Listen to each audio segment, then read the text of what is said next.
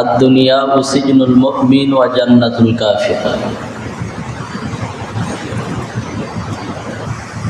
দুনিয়াটা মুমিনদের সুখের কোনো জায়গা না। মুমিনদের জন্য দুনিয়াটা জেলখানার সমপরিমাণ, এবং যারা বেঈমান তাদের জন্য দুনিয়াটা খুবই শান্তিদায়ক, আরামদায়ক একটি জায়গা।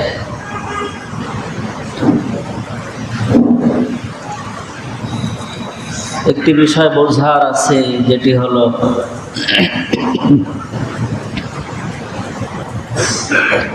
মুমিনদেরকে জেলখানার সাথে তুলনা করা হলো কেন? যে দুনিয়াটা মুমিনদের জন্য জেলখানার সমপরিমাণ। জেলে ঢুকাইলেই কি মানুষ মরে যায়? কি বলেন? মরে না। জেলে ঢুকাইলে কি 24 ঘন্টা তারে মারপিট করা হয়? হয় না।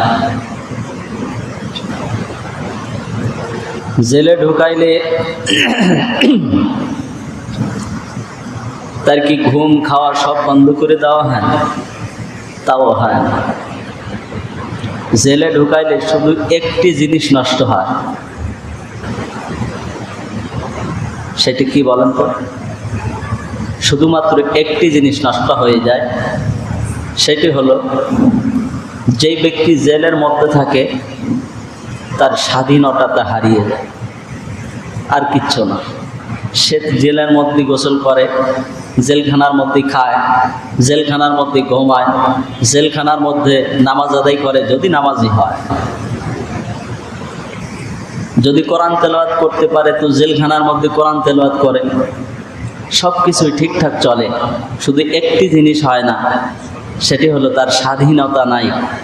সে চাইলেই এক জায়গায় বসে থাকতে পারবে না, সে চাইলেও একটি জায়গায় ঘুরতে যেতে পারবে না, সে চাইলেও যারে তারের সাথে কথা বলতে পারবে না, সে চাইলেও সেখান থেকে বের হতে পারবে না, সে চাইলেও ইচ্ছা মতো খেতে পারবে না, সে চাইলে ইচ্ছা মতো ঘুমাইতে পারবে না।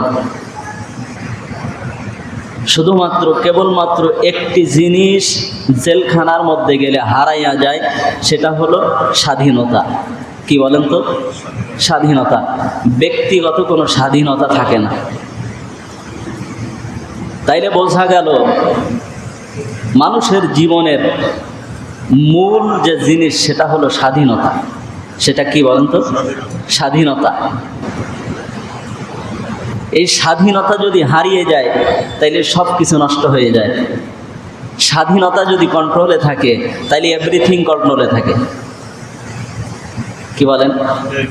তাইলে বোঝা গেল যে স্বাধীনতাটাই সুখ, স্বাধীনতাটাই কি সুখ।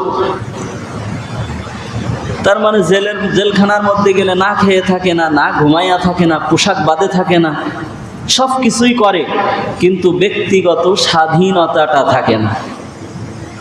এইটা না থাকাই শাস্তি। এটা না থাকাই কি শাস্তি। আদ-দুনিয়া সিজনুল মুমিন ওয়া জান্নাতুল কাফির। আল্লাহর নবী ডাক দিয়ে বলেন, দুনিয়াটা মুমিনদের জন্য একটু জেলখানা। এই দুনিয়ার মধ্যে মুমিন ঘুমাবে কিন্তু বাধা নাই, দুনিয়ার মধ্যে মুমিন খাবে বাধা নাই, দুনিয়ার মধ্যে মুমিন পোশাক পরবে এটাও বাধা নাই, দুনিয়ার মধ্যে মুমিন চলাফেরা করবে এটাও বাধা নাই, দুনিয়ার মধ্যে মুমিন কথা বলবে এটাও বাধা নয়, দুনিয়ার মধ্যে মুমিন যা ইচ্ছা তাই করবে। কিন্তু মুমিনের একটা বিষয় খেয়াল রাখা দরকার, তার ব্যক্তিগত স্বাধীনতা নাই, সে একজন মুনিবের গোলাম। তার ব্যক্তিগত স্বাধীনতা খাটাইলে চলবে না, সে একজন মুনিবের গোলাম। আর সিজনুল মুমিন, দুনিয়ার মধ্যে মুমিনের জেলখানা এই জন্য বলা হয়েছে, যেমন জেলের মধ্যে মানুষ থাকলে ইচ্ছা মতো বাহির হতে পারে না। পারে কি? আর সিজনুল মুমিন বন্দী হয়ে গেছে জেলখানার মধ্যে, এখন ওর ইচ্ছা হয়েছে একটু বাইরে ঘুরতে আসবে, একটু চা পান, তারপরে ওই যে যা খায় ওইটাও একটু খাবে হালকা। পারবে কি? পারবে? কথা বলেন, বুঝতেছেন না আপনারা নাকি? পারবে না। এটাই জেলখানা যে ইচ্ছা মতো বাইরে আসতে পারবে না।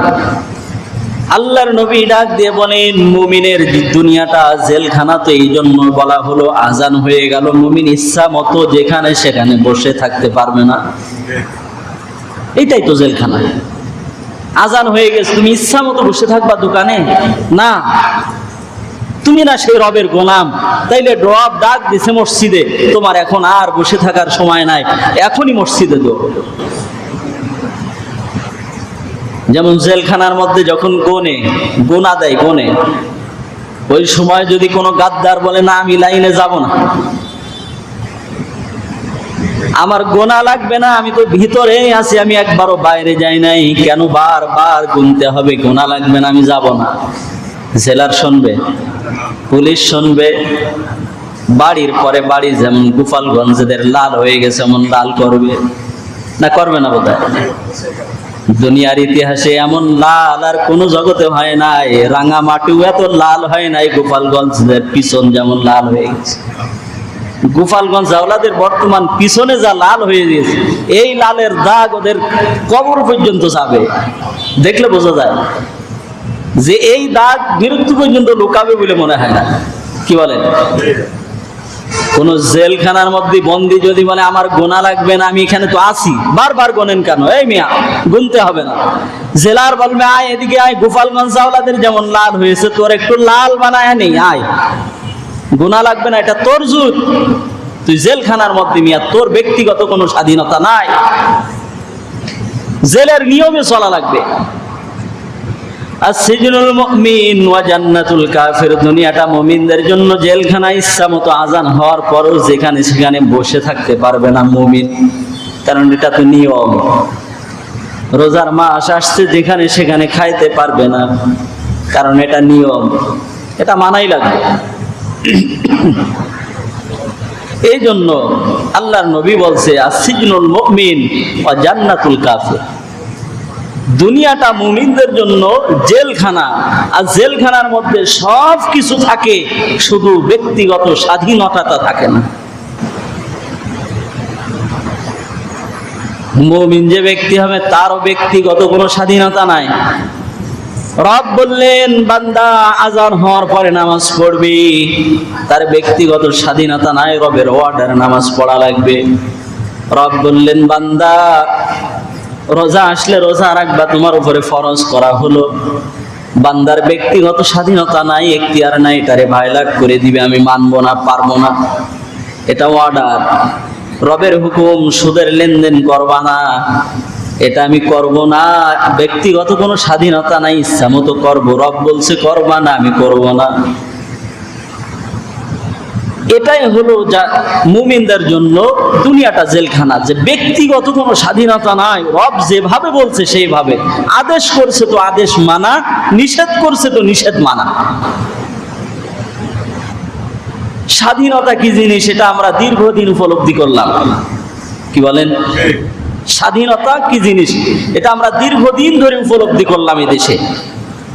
আমাদের বাংলাদেশ গণতান্ত্রিক দেশ হিসেবে আমার ছোট্ট বেরেন আমি যতটুকু বুঝেছি, সেটা হলো সমস্ত নষ্টের মূল হলো ভোট অধিকার।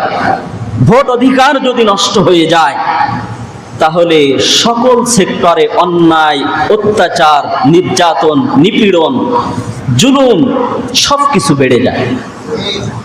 কি বলেন আপনারা? ভোট অধিকার যেদিন থেকে নষ্ট হয়ে যাবে, সেই দিন থেকে বুঝবেন যে শিক্ষা ব্যবস্থা হারিয়ে গেছে, স্বাস্থ্য ব্যবস্থা শেষ, অর্থনৈতিক ব্যবস্থা শেষ, আইন ব্যবস্থা শেষ, সকল সেক্টর। আর নির্বাচন কমিশনের কথা তো বলবো না। নির্বাচন কমিশনে অফিস পর্যন্ত আমার মনে হয় যে স্যাভলনের পানি দিয়ে ধোয়া উচিত। ও দেয়াল পর্যন্ত, ফ্লোর, চেয়ার, টেবিল পর্যন্ত স্যাভলন দিয়ে ধোয়া উচিত, যে পরিমাণ পচা পুষেছে। কি বলেন? এবার যদি বলেন হুজুর এই ভোট অধিকার সমস্ত নষ্টের গোড়া কিভাবে হয়? ভোট যদি গণতান্ত্রিক দেশ হিসাবে আমার আপনার যার যার অধিকারে থাকে, এখতিয়ারে থাকে, তাহলে আমি যখন ভোট দেব, আমার বিবেক দ্বারা বিচক্ষণ করে একজন ব্যক্তিকে আমি ভোট দেব।